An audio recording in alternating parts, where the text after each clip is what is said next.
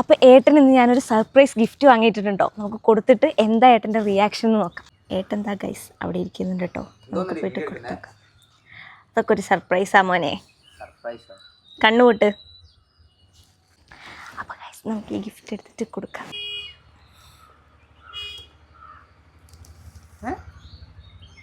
ഓടാ ശരിക്കോ തുറന്നോക്ക്.